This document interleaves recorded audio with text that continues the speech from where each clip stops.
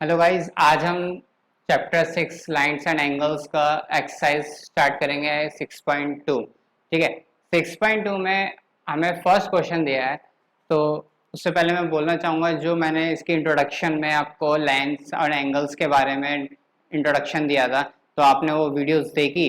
अगर नहीं देखी तो सबसे पहले उन वीडियोस को देखो, उसमें हमें पता लग जाएगा कि कौन सी लाइन्स पे किस तरीके के एंगल्स बनते हैं। जो प्रॉपर्टीज आपको याद हो जाएंगे तो हम इजीली इन क्वेश्चंस को हम क्या कर लेंगे, सॉल्व कर लेंगे। ठीक है, जो प्रॉपर्टीज लिखवाई थी उसी के बेस पे हमें ये क्वेश्चन को क्या करना है, सॉल्व करना है। क्वेश्चन में सबसे पहले दे रखा है कि ये दो लाइंस हैं, हमें नहीं पता ये पैरेलल्स हैं या नहीं, बट ये एंगल x है, ये 50 है, ये y है और ये 130 है।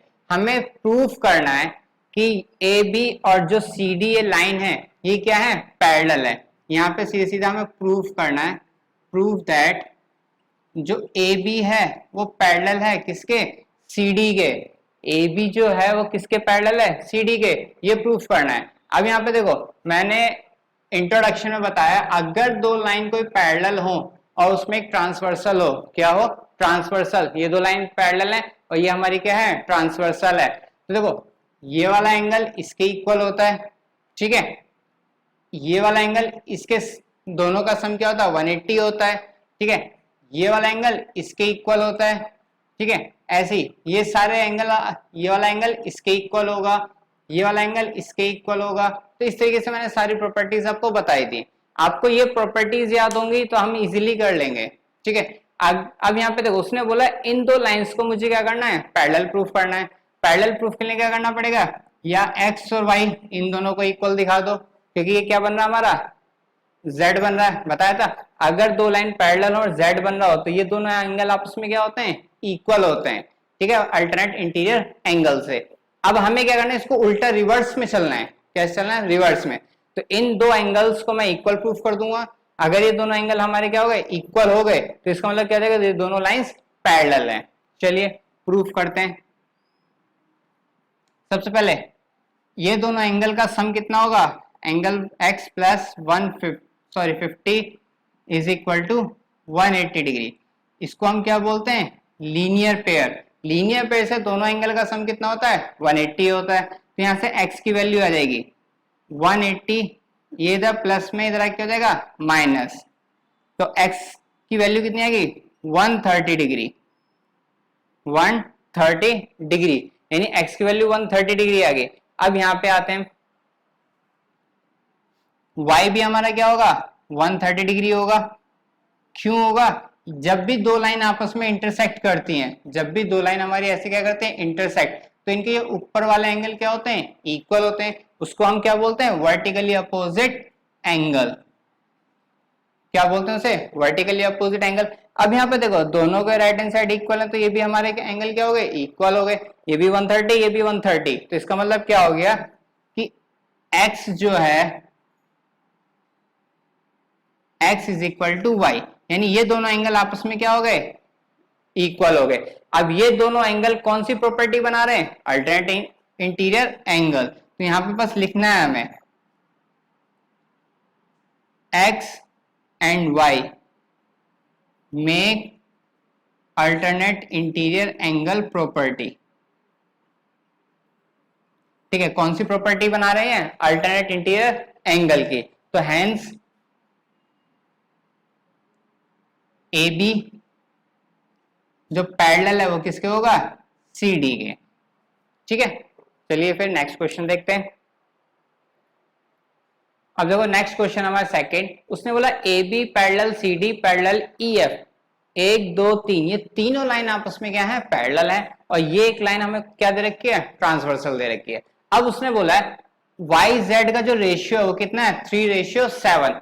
देखो y ये रहा, z ये रहा, इन दोनों का जो रेशियो है वो हमारे कितना दे रखा है, 3:7 का।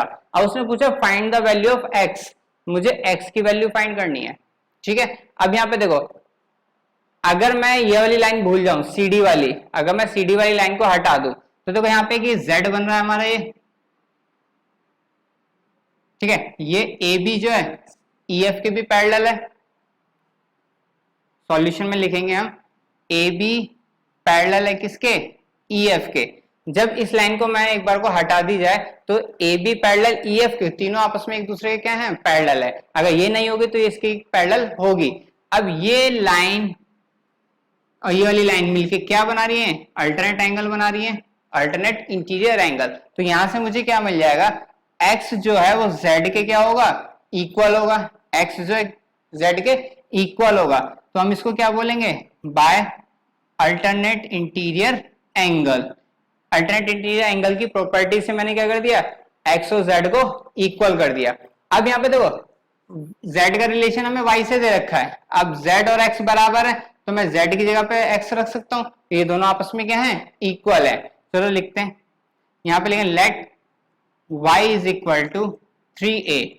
जब भी कोई हमें रेशियो में दे रखा हो, क्या रेशियो में दे रखा, तो उसके साथ हम कोई वेरिएबल मल्टीप्लाई कर देते हैं, ठीक है। यहाँ पे कोई कांस्टेंट हुआ होगा जो दोनों को एक दूसरे कैंसिल आउट करके 3:7 में सिंपलेस्ट फॉर्म में रखा होगा। तो ऐसे मेथड z की वैल्यू क्या हो जाएगी हमारी, 7a, ये 3a डिग्री, ये 7a डिग्री। अब देखो x और z क्या है, आपस में इक्वल है, तो वही x की वैल्यू भी कितनी हो जाएगी, 7a। तो x इज इक्वल टू क्या हो जाएगा, 7a degree.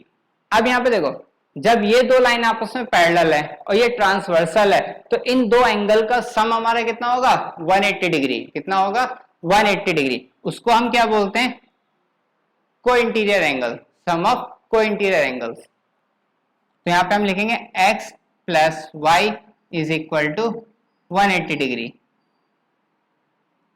Sum of adjacent angle भी बोल सकते हैं हम, को इंटीरियर एंगल्स भी बोल सकते हैं,